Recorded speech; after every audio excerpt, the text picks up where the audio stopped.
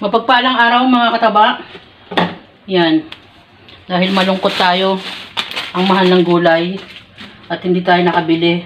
Kasi babalik na lang tayo. O yan na, nakaredy na yung ating mga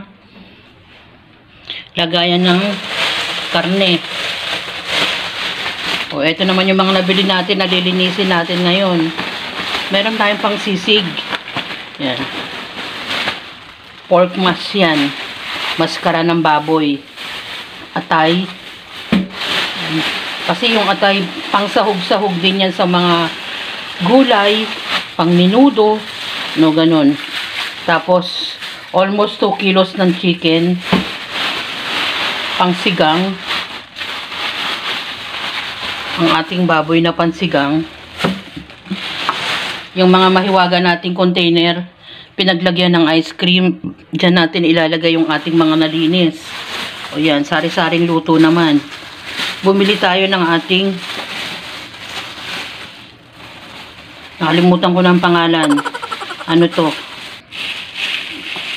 Tulingan, panggata. Nakikita nyo, hindi ganun karami yung mga binibili ko. Kasi, kung ilan lang kami dito sa bahay, ganyan ang ginagawa ni Mama Taba. Tapos, galunggong, o 5 piraso naman to. Yun naman, 2 piraso. Igagata naman natin yan. Ito naman, galunggong, pinangahalo natin sa gulay. Kung meron tayong ginisang gulay, halimbawa, nagluto si Mama Taba ng gulay, merong isda, o, galunggong. Tapos, ito naman, yan, tamban naman to kasi bibihira ako nakakaano ng magandang tamban. Diba mga kataba? Yan. Pwede, lagyan mo lang to ng flour. Pwede mo na itong iprito ang ating tamban. Tapos, meron naman tayo ditong tilapia. Nagpas muna nga ako sa bangus eh. Absent muna tayo sa bangus. Kasi ilang araw na namin inuulam ang bangus. Tilapia naman.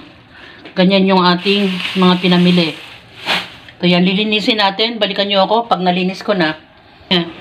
Nalinis na ni Mama Taba yung ating mga isda. No? Kasama ng ating karne. Yan. Budget na natin yan for the whole week. Tapos, habang sabay-sabay na natin ginagawa. Yan. Nagluluto naman tayo ng mabilisang luto na adobo. Mix ng pork at saka chicken yan. Ganyan yung ginagawa natin. Dahil walang masyadong nabiling gulay si Mama Taba at alam nyo naman, hindi ako bumibili basta-basta na kung mataas ang gulay, babalikan ko na lang yan. Dahil yung suki natin wala. Pero, bibili pa rin at bibili tayo kahit wala si suki. Ito naman pang swam. Yan. Malunggay lang ang katapat niyan. Lagyan lang natin ng konting sahog, di ba? Tapos, ito naman, dahil meron kaming bunga ng malunggay na ibinigay, meron pa kaming kamote. Mga ingredients at talong meron din kami. Binili ko na lang yung mga kulang. Tapos yung prutas naman natin, bumili lang ako ng saging. Ayan. Saging at pakwan. Malamang dilaw na naman to eh. Nagdagdag lang ng konting sibuyas. At yung mga gagawin natin sa mga susunod na araw. Bumili ako ng fruit cocktail at condensed milk. Ayan. Ito naman mga toileters lang to. Mga sabon panlaba, ganyan. Ganyan yung ginagawa natin, mga konting pamimili lang. At kayo, alam ko naman na gano'n din ang ginagawa niyong mga nanay. Yan ang simpleng araw na naman ni Mama Taba. Lagi kayong mag-ingat, gawa ng panahon. Bye mga kataba!